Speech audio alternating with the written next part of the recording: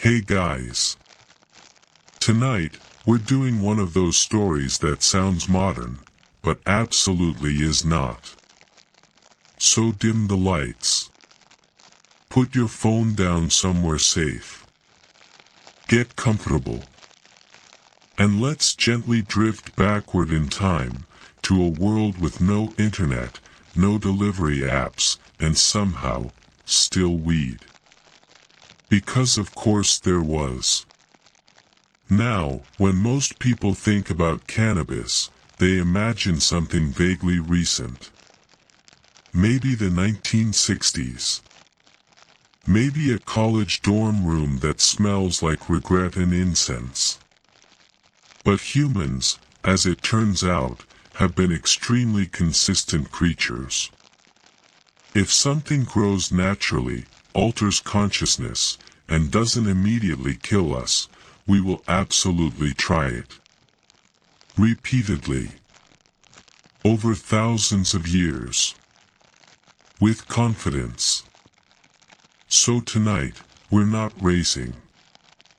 We're not building suspense. We're just gently following humanity as it wanders into a field, looks at a leafy plant, and says, "What happens if we burn this?" And honestly, fair question. The story of cannabis starts long before anyone thought of smoking as a hobby. We're talking ancient humans. Nomadic humans. Humans who had recently figured out fire and were feeling pretty good about it. These early people weren't looking for spiritual awakenings or medical breakthroughs. They were just trying to get through the day without being eaten, frozen, or poisoned by something they thought was food. Cannabis, conveniently, grew wild in Central Asia.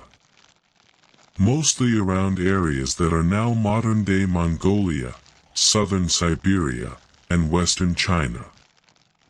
Cold, dry places. Harsh places.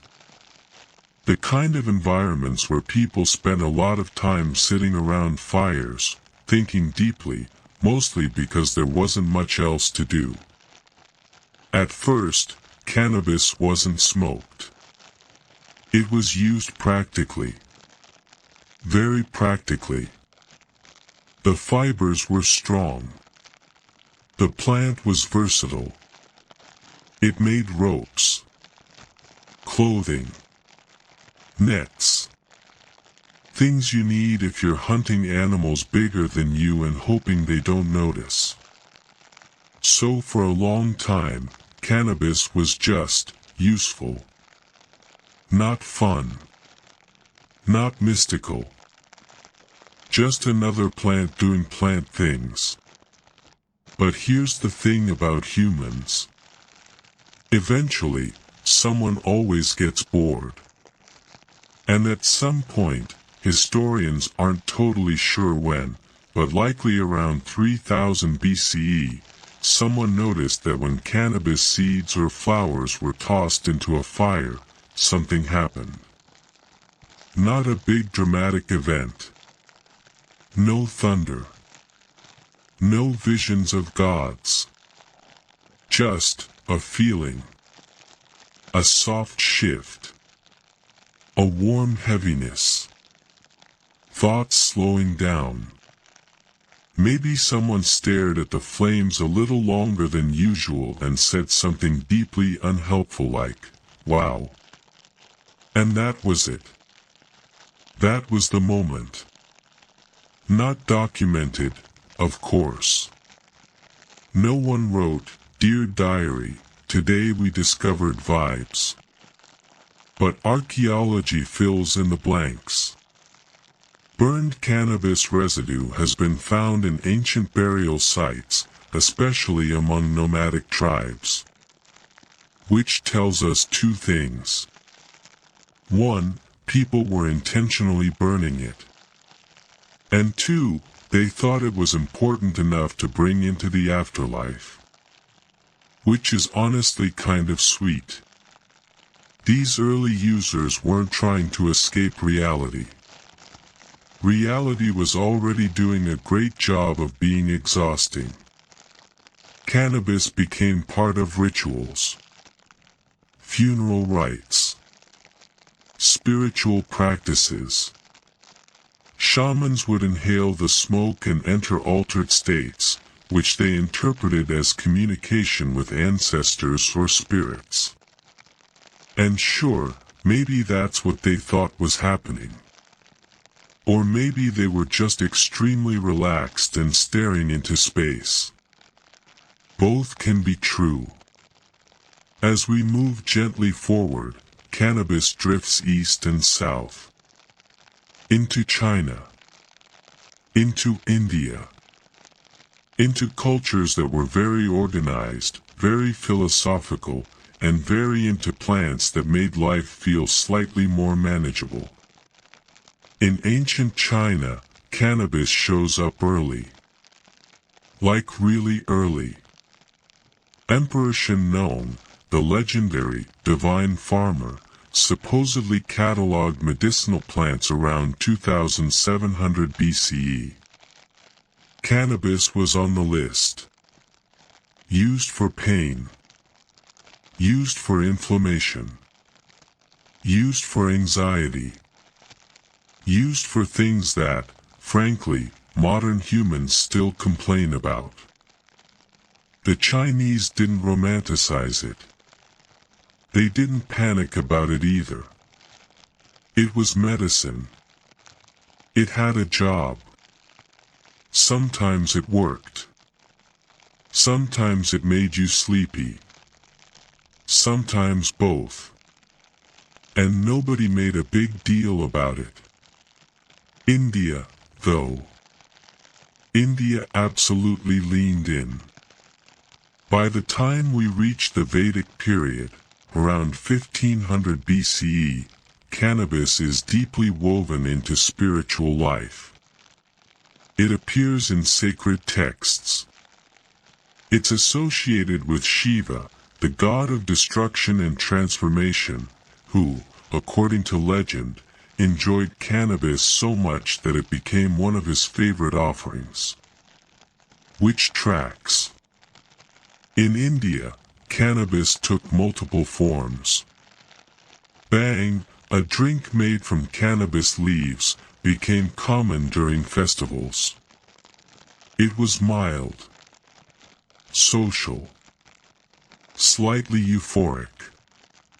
Not about escaping life, but softening it. Making long religious ceremonies feel shorter. Making philosophy feel friendlier. Smoking did exist, but it wasn't the main event yet. Eating and drinking cannabis came first. Slower. Gentler. Very on brand for a civilization that liked to take its time. Meanwhile, further west, the Scythians, nomadic horse people who were exactly as intense as that sounds, were hotboxing tents. Yes. Actually. Herodotus, the ancient Greek historian who absolutely loved writing down strange things about foreigners, described Scythian funeral rituals where cannabis seeds were thrown onto hot stones inside enclosed spaces. People would sit inside and inhale the smoke until, and this is his word, they howled with joy. Which is evocative. These weren't chill meditation sessions. These were loud, communal experiences. Less sleep story, more ancient rave in a felt tent. But still, cannabis had officially entered the social sphere. From there, it moved slowly. Trade routes carried it. Silk Road merchants brought seeds, knowledge, habits. It showed up in Persia. In the Middle East. In Africa. Everywhere it went, it adapted to local customs. sometimes smoked, sometimes eaten, sometimes respected, sometimes ignored. But it was never shocking. That's important. Because the idea that cannabis is somehow shocking or new or disruptive is very modern. Historically, people were mostly like, oh, another plant that does a thing. Okay. In the Islamic world, cannabis became complicated. Alcohol was forbidden. Cannabis wasn't explicitly mentioned. So people did what humans always do in these situations. They debated it endlessly. Some scholars said it was fine. Some said it wasn't. Some said it was medicine. Some said it was indulgence. Naturally, people used it anyway. Hashish became common. Concentrated resin. Stronger. Easier to transport. Easier to hide. It was smoked, eaten, dissolved. It spread through Sufi mystics, who believed altered states could bring them closer to God. Which again, tracks. Europe, however, was late to the party. Very late. Cannabis existed there mostly as hemp. Rope. Sails. Paper. Boring stuff. Useful stuff.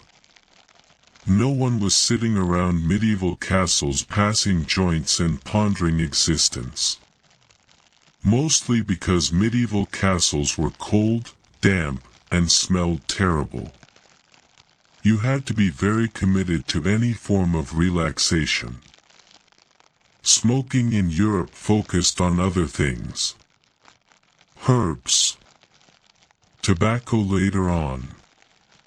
Cannabis didn't really catch on recreationally until much later, mostly because Europeans were busy doing other chaotic things. Like feudalism. So for thousands of years, cannabis existed quietly. Casually. It was never a moral panic. Never a cultural threat. Just a plant that made people feel slightly different. Which brings us to a very calm realization. Humans didn't start smoking weed in one moment. They just noticed it. And then kept doing it. And talked about it in exactly the tone you'd expect, mildly impressed, not overly concerned.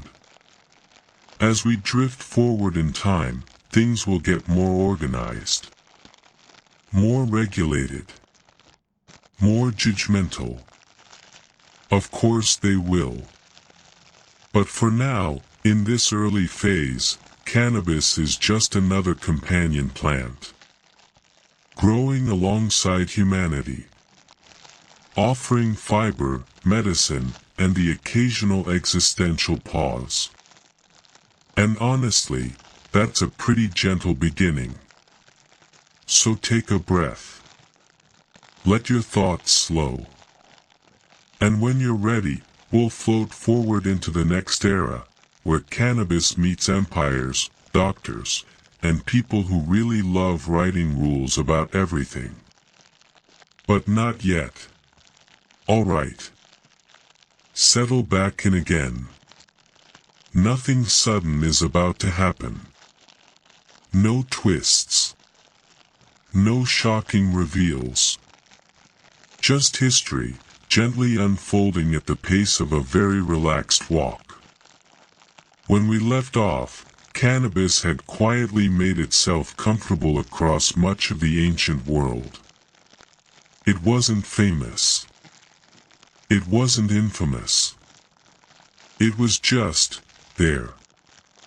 Like a plant that had always been part of the background, minding its own business while humans argued about much louder things. As societies grew larger, more structured, and more obsessed with documentation, cannabis inevitably ran into bureaucracy, and doctors, and philosophers, which, historically speaking, is when things start getting unnecessarily complicated. Let's drift into the ancient Mediterranean world for a bit.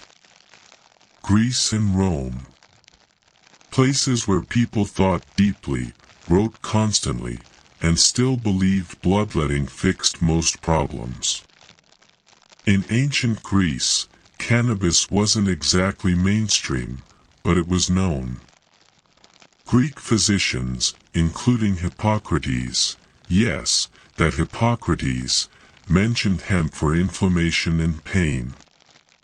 Not in glowing poetic language. Just practical notes. Like, this helps with that. Very understated. No one was calling it miraculous. No one was panicking. The Greeks were far more interested in wine. A lot more interested. Wine was social. Wine was philosophical. Wine-fueled symposiums where men reclined on couches and talked endlessly about truth, beauty, and whether anyone had seen their sandals. Cannabis just didn't have the same social sparkle.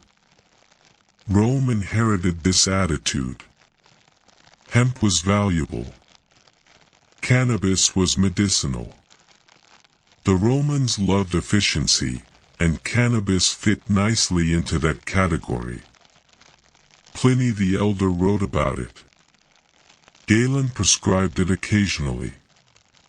Mostly for pain, digestion, and what we'd now call anxiety, though they phrased it more like excessive emotional imbalance. Which feels polite. But again, no big deal. No drama. No moral crisis. Cannabis wasn't overthrowing empires or corrupting youth.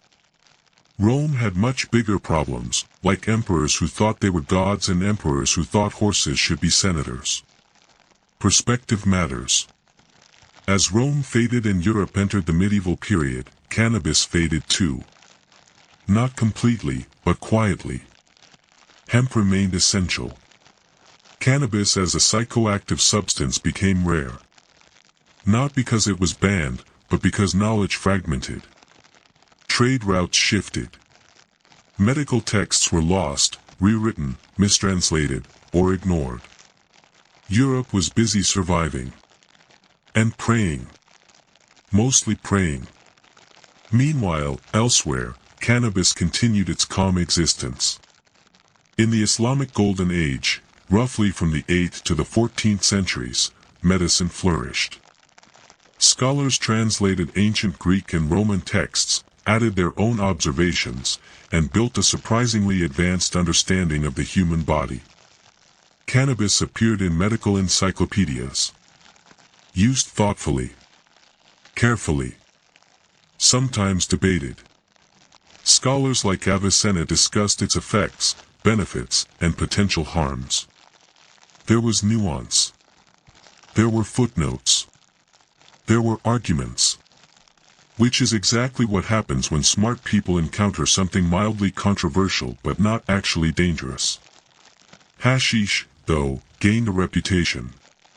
Not always fair. Stories spread about hashish eaters becoming lazy, detached, or morally questionable. Some of these stories were exaggerated. Some were invented. Some were just early versions of, "My cousin tried it and now he's weird." Classic. Still, there was no universal ban. No coordinated crackdown. Cannabis existed in that familiar gray zone where some people frowned and others shrugged. Then, slowly, the world started connecting again. The age of exploration arrived. Ships sailed. Plants traveled. And suddenly, cannabis found itself crossing oceans. European colonizers brought hemp seeds to the Americas. Officially, for rope and sails. Unofficially, humans being humans, people experimented. Indigenous populations already had their own plant-based rituals. Cannabis slipped into the mix quietly. And then came tobacco. Ah yes. Tobacco. The plant that would completely change how humans felt about smoking anything. When Europeans encountered tobacco in the Americas, they were fascinated. Smoking became fashionable. Pipes became status symbols. Clouds of smoke became part of daily life. Suddenly, inhaling plant matter was not just acceptable, but chic. Cannabis noticed. By the 17th and 18th centuries, smoking as a concept had normalized. Cannabis began to reappear, especially in colonial regions where cultural practices blended. In India, British colonizers encountered bhang and hashish and mostly reacted with confusion, mild judgment, and eventual paperwork. Lots of paperwork. Which brings us to the 19th century. The era of science. The era of classification. The era when people decided everything needed a label, a dosage, and preferably a Latin name. Cannabis entered Western medicine properly during this time. Doctors prescribed cannabis tinctures for pain, migraines, insomnia, menstrual cramps, and general nervousness. It was sold in pharmacies. Legally. Casually. Without stigma. Queen Victoria's physician reportedly recommended it for her discomfort. And if it was good enough for the Queen, it was good enough for polite society. No one panicked. But here's where things slowly shift. Industrialization changed everything. Cities grew. Populations concentrated. Governments became more interested in controlling behavior. Medicine became more standardized. And substances that altered mood began to worry people who preferred predictability. At the same time, cannabis became associated, unfairly, but predictably, with marginalized communities. Immigrants. Laborers. People outside the dominant social group. And historically, that's when substances suddenly become problems. Not because they changed, but because society did. In the late 19th and early 20th centuries, moral reform movements gained momentum. Alcohol became public enemy number one. Opium followed.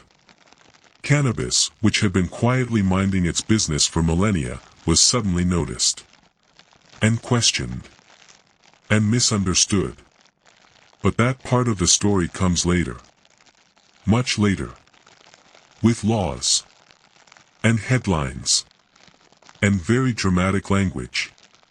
For now, just notice something gentle. For most of human history, cannabis was not controversial. It was not exciting. It was not a rebellion. It was simply a plant that did what plants do, while humans projected meaning onto it. People smoked it sometimes. They ate it sometimes. They argued about it sometimes. And then they moved on with their lives. Which, honestly, feels like a good place to pause. So take another slow breath. Let the timeline blur a little. And when you're ready, we'll drift forward again, into the era where cannabis stops being boring, and humans start overreacting. Hey guys. Tonight, let's do something very Roman.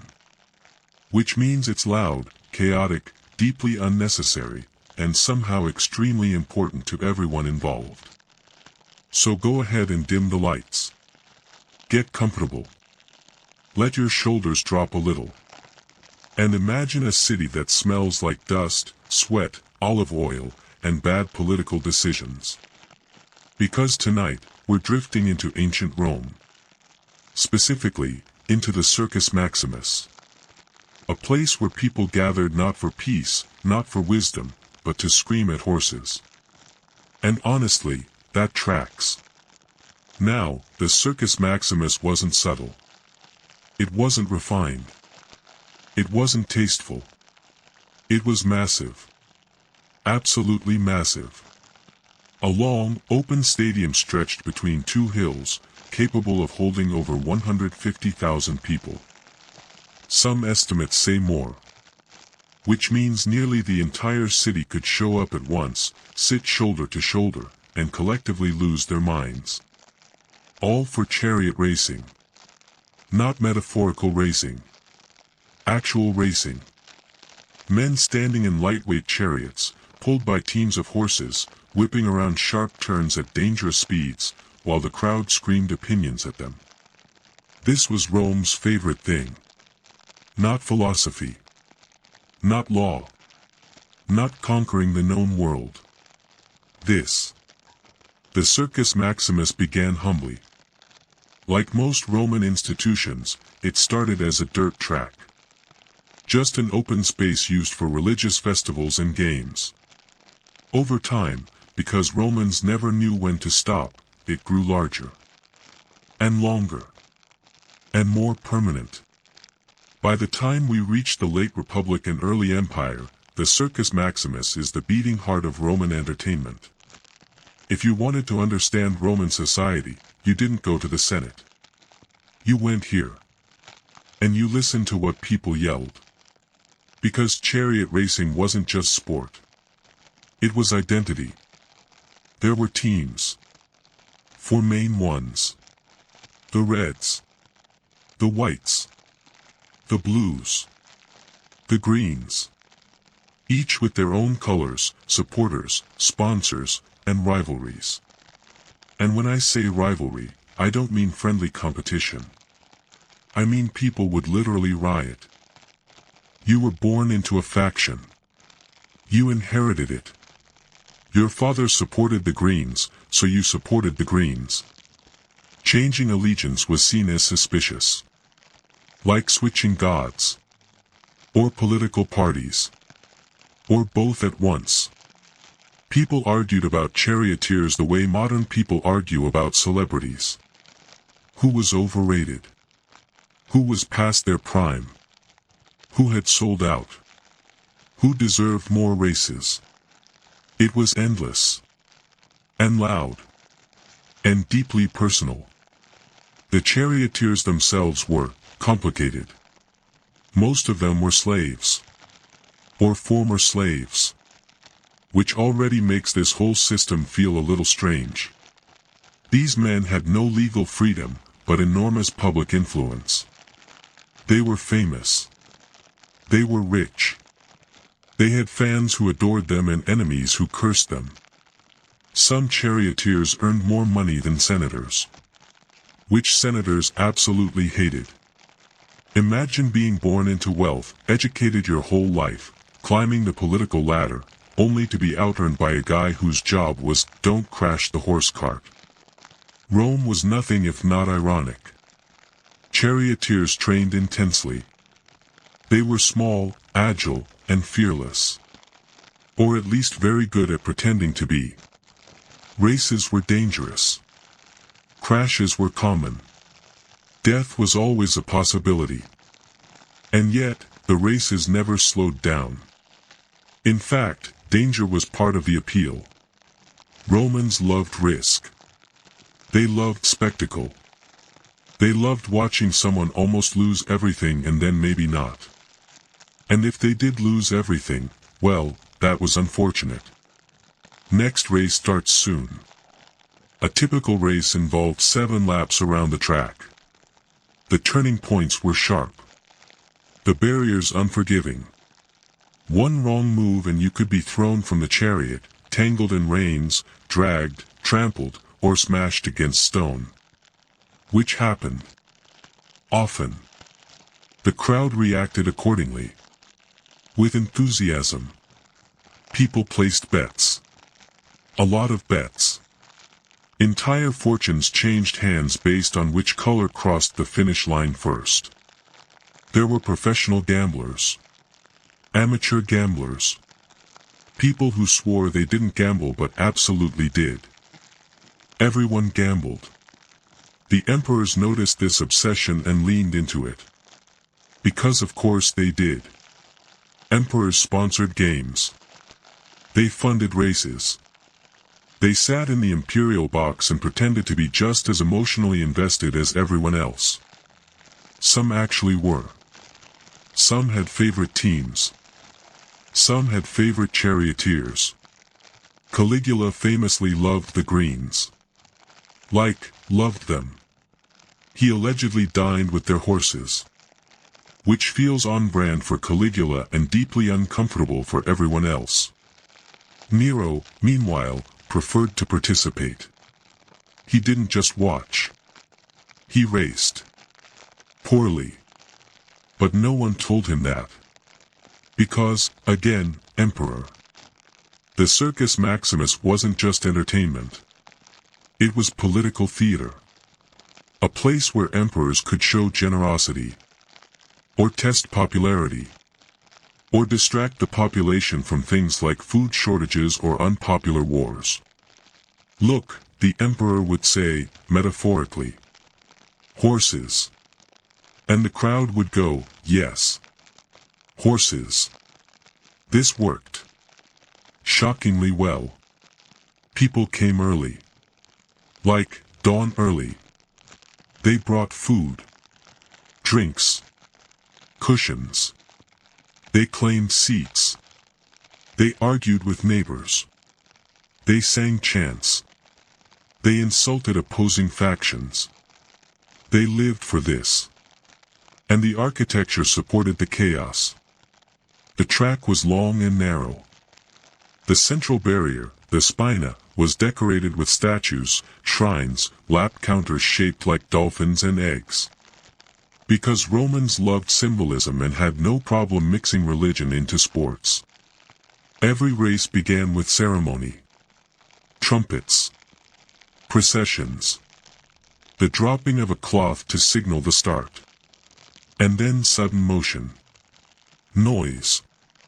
Dust. Hooves. Wheels. Shouting. And yet, for all the energy, this was repetitive. Comfortingly repetitive. Same track. Same laps. Same dangers. Over and over again. Day after day. Year after year. Which is probably why Romans loved it so much. In a world of uncertainty, chariot racing was predictable chaos. And for the elites, senators, nobles, imperial family members, this obsession was both fascinating and embarrassing. Publicly, they pretended to be above it. Privately, they knew exactly which charioteer was winning that season. They knew the odds. They had opinions. Strong opinions. Some even funded teams. Quietly. Because nothing says, I'm dignified, like secretly sponsoring a horse. As we drift further into the imperial period, the Circus Maximus becomes less about religion and more about distraction. Bread and circuses, as the saying goes. Keep people fed. Keep them entertained. Hope they don't notice everything else. And most of the time, they didn't. The crowd didn't care about foreign policy. They cared about whether the Blues were cheating. They cared about whether the Greens had better horses this year. They cared about whether a certain charioteer was cursed. Which brings us gently to superstition. Romans were deeply superstitious. Charioteers carried amulets. Fans performed rituals. Curses were written and buried. Gods were bribed. Everyone believed they could influence the outcome in some small way. Which probably helped them feel involved. Like shouting advice at the track could somehow reach the horses. It couldn't. But it felt important. As centuries passed, chariot racing stayed popular. Even as the empire changed. Even as emperors came and went. Even as Rome itself began to strain under its own weight. the Circus Maximus remained. A constant. A place where people could gather and forget. Or obsess. Or scream until their voice gave out. Eventually, though, like all things Roman, it faded. Christianity rose. Pagan games fell out of favor. Resources dried up. Maintenance declined. The races became less frequent. Then rare. Then memories. The massive stadium slowly turned into ruins. Grass grew. Stones were reused. The noise faded. But for a very long time, this was Rome. A city yelling at horses. And somehow, that feels right. So take another slow breath. Let the dust settle. And when you're ready, we'll gently drift toward the people behind the scenes, the emperors, the fans, the obsessives who let this spectacle define their lives. Hey guys. Tonight, we're heading into Renaissance Italy. So dim the lights. Put your phone face down. Let your thoughts slow to a polite crawl. Because this is one of those stories that sounds dramatic, but we're not doing drama tonight. We're doing quiet disappointment. Soft betrayal. And a family that made absolutely everything worse. Tonight is Lucrezia Borgia. A woman whose name became shorthand for poison, scandal, and whispered rumors, most of which she did not actually deserve. But history, as always, was not interested in fairness. Lucrezia was born in 1480, in Rome. Right away, that's not a great start. Rome at this time was loud, political, corrupt, and deeply obsessed with power. Everyone wanted something. Most people already owed someone else a favor. And Lucrezia was born into the center of it. Her father was Rodrigo Borgia. Yes. That Borgia.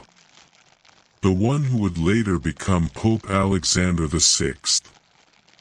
Which means he was a Catholic cardinal who very much did not believe in celibacy. At all. He had multiple children. Lucrezia was one of them.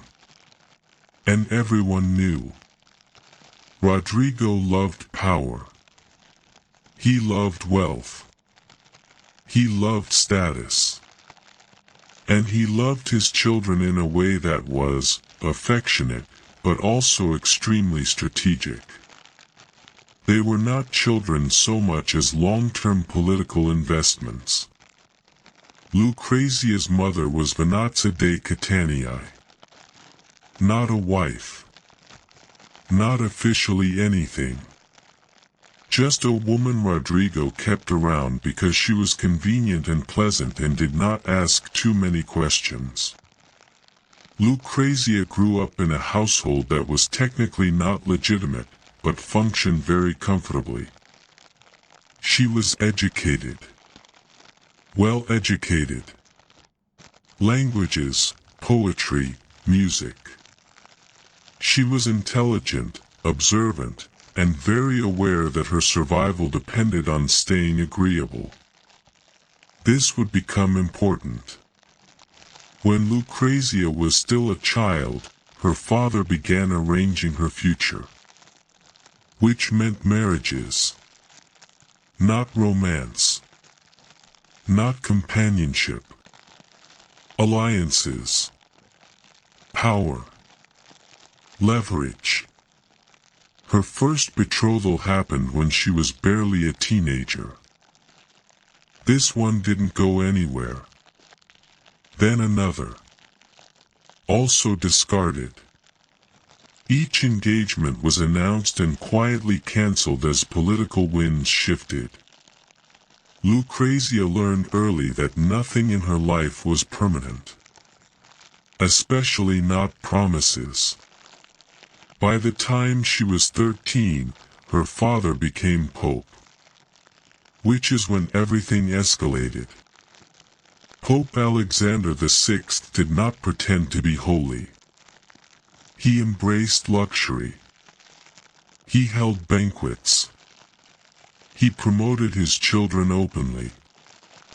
He installed relatives into powerful positions. Nepotism was not subtle.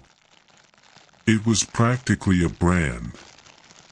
Lucrezia suddenly found herself as the Pope's daughter. Which sounds glamorous. It was not. Her first official marriage took place in 1493. She was 13. Her husband was Giovanni Sforza, a member of a powerful Milanese family.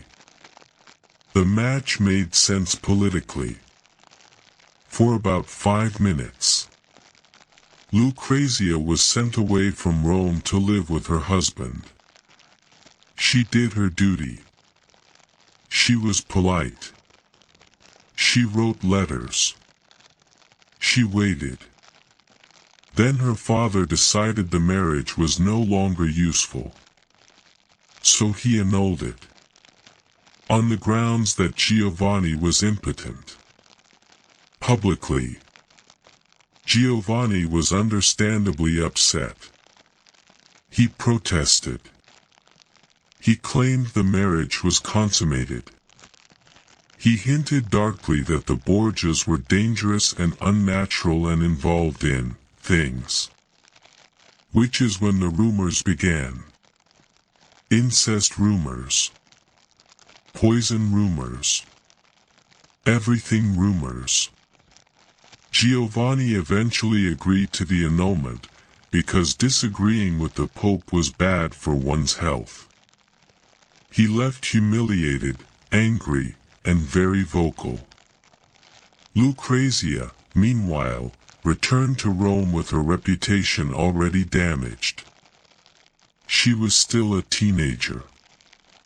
While waiting for her next marriage to be arranged, Lucrezia was placed in a convent-like residence. This was supposed to look respectable. It mostly looked suspicious. She was isolated. Watched. Whispered about. During this time, Lucrezia gave birth to a child. And no one was entirely sure whose child it was. The baby was named Giovanni, later known as the Infans Romanus.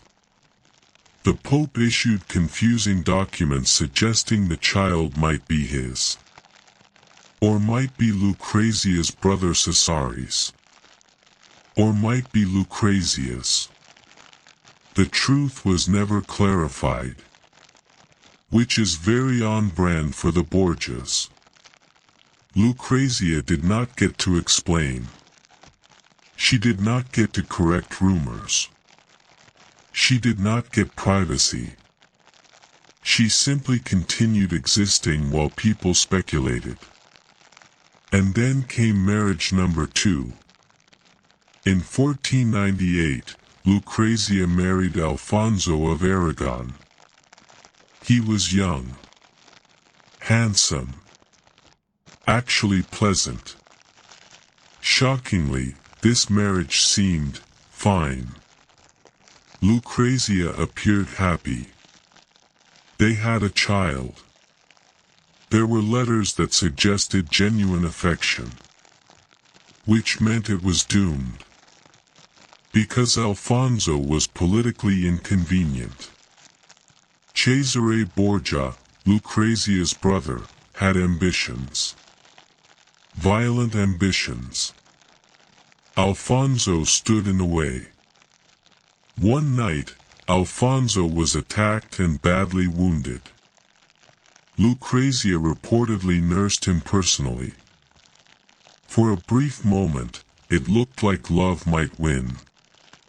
Then Alfonso was strangled in his bed. No one was surprised. Lucrezia was devastated. and quietly warned not to dwell on it. Which brings us to marriage number 3. By now, Lucrezia was in her early 20s. She had been married, annulled, widowed. She had children. She had a reputation she could not escape. People whispered about poison rings and seductive plots and unnatural relationships. In reality, she was mostly just tired. Her third husband was Alfonso d'Este, heir to the Duchy of Ferrara. This was a respectable match. Powerful. Stable. Less dramatic. Ferrara was far from Rome, which was intentional. Lucrezia moved there and, for the first time, gained some distance from her family. In Ferrara, something interesting happened. Lucrezia became normal. Not exciting normal. Just competent. She managed estates.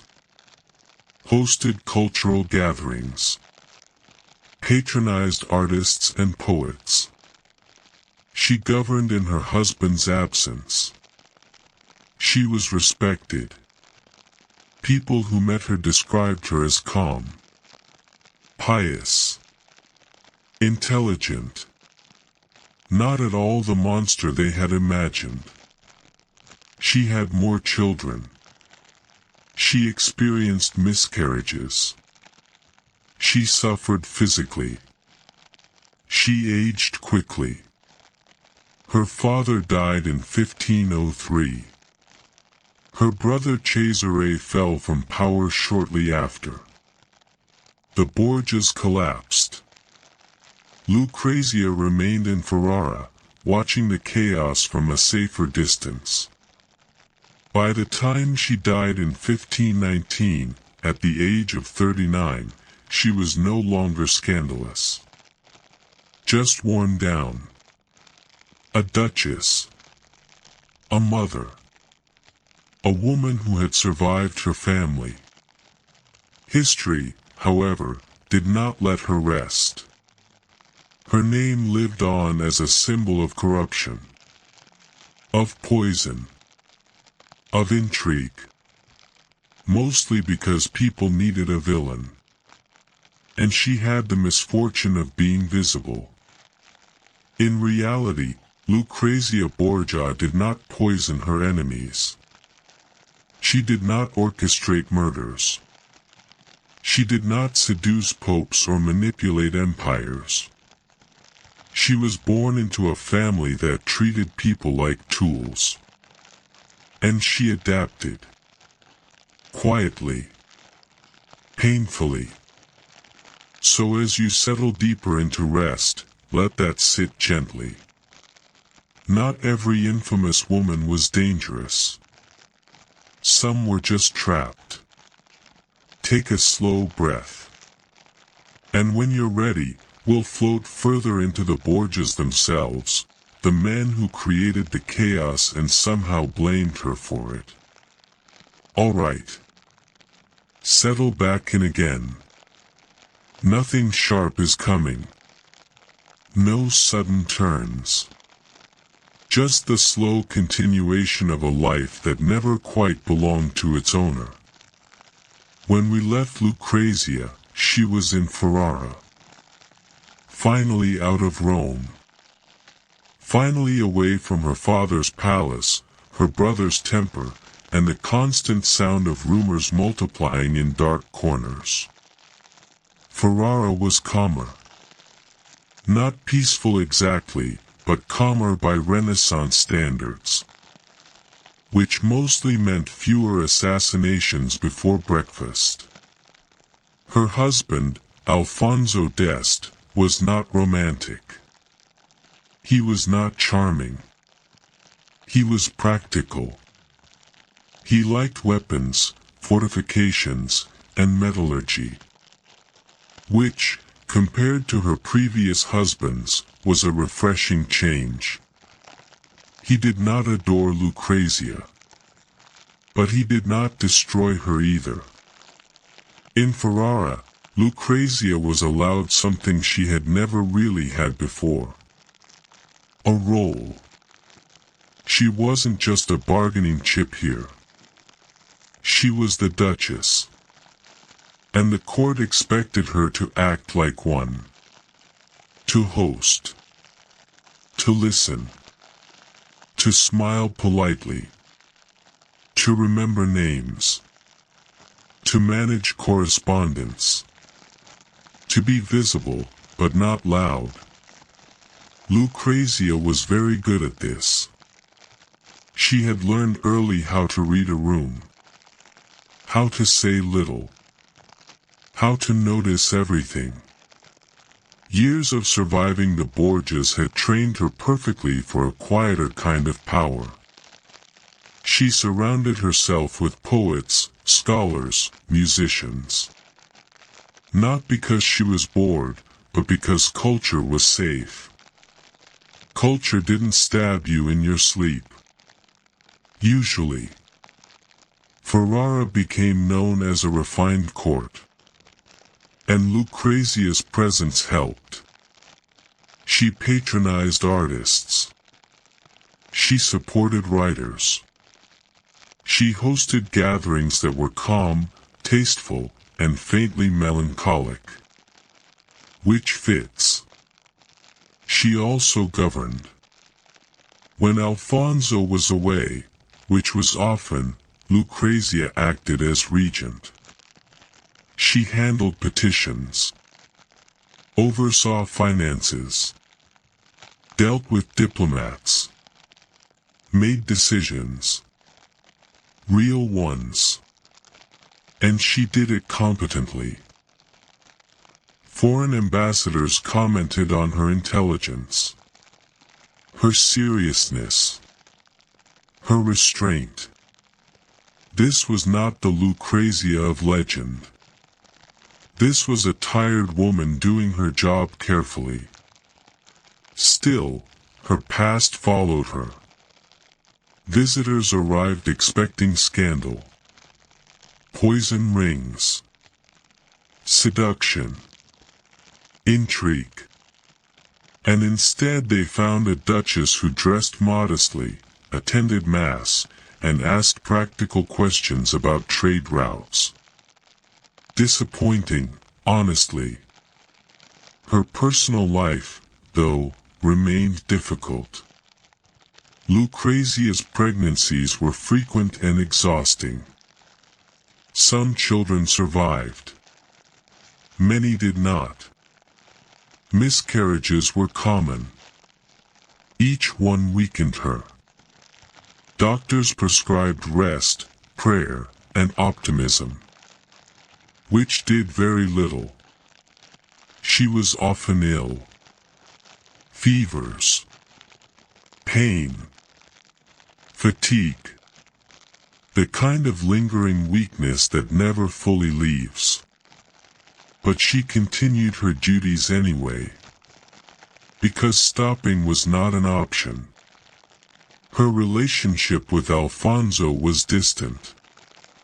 Not hostile. Just empty. He took mistresses. She pretended not to notice. She understood the arrangement. Emotional expectations had been abandoned long ago. What did linger, however, was her connection to her family.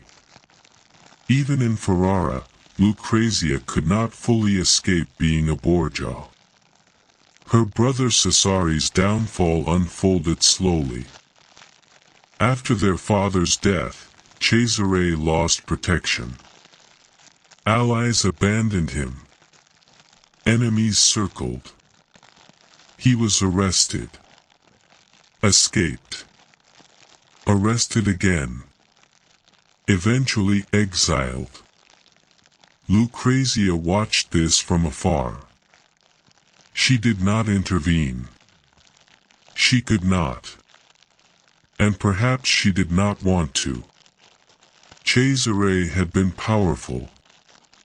charismatic, dangerous. He had shaped her life in ways she could never undo. Watching his fall was likely complicated. Relief tangled with grief. Affection tangled with resentment. She wrote less to him over time, which says enough. Lucrezia focused instead on her children, those who lived. She was attentive, protective. She wanted something softer for them, something less transactional. But this was still Renaissance Italy. Even her children would be married strategically, used carefully. Power always demanded payment. As the years passed, Lucrezia became more religious. Not dramatically. Not performatively. Quietly. She donated to convents. Corresponded with nuns. Found comfort in routine and ritual. Faith offered structure. And after a lifetime of instability, structure was soothing. Physically, though, she was declining. Multiple pregnancies had taken their toll. Chronic illness weakened her. By her mid-30s, she was described as aging quickly. Pale. Thin. Often confined to her rooms. Still, she continued. In 1519, Lucrezia gave birth again. The delivery was difficult. Complications followed. Infection set in. Slowly. Unavoidably. She lingered for days. Weak. Conscious. Surrounded by clergy and family. She asked to be buried in simple clothing. Not as a duchess. Just as herself. Lucrezia Borgia died at 39. Not dramatically. Not scandalously. Just quietly. And that feels appropriate. Ferrara mourned her. Genuinely. Not performatively. People remembered her kindness. Her patience. Her ability to govern calmly. The city felt smaller without her. Rome, meanwhile, remembered something else entirely. Because history does not love nuance. Lucrezia became a symbol. A cautionary tale. A femme fatale invented by men who needed one. Writers exaggerated.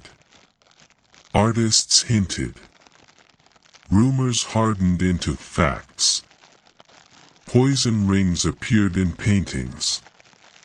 Incest became assumed. Her silence was interpreted as guilt. No one asked whether she had any choice. And that's the part that lingers. Lucrezia Borgia lived in a world where women did not control their narratives. She was passed from man to man, alliance to alliance, rumor to rumor. She adapted. She survived. She built something quieter when she finally could. But history preferred her as a villain. It was easier that way. So as you let your thoughts soften tonight, remember her not as a monster, but as a woman who endured. Who learned to speak carefully. Who carried other people's sins with unnatural grace. Not exciting. Not glamorous. Just human. And that's enough. Take a slow breath. Let Ferrara fade into the dark. And when you're ready, we can drift elsewhere, to another royal household quietly falling apart.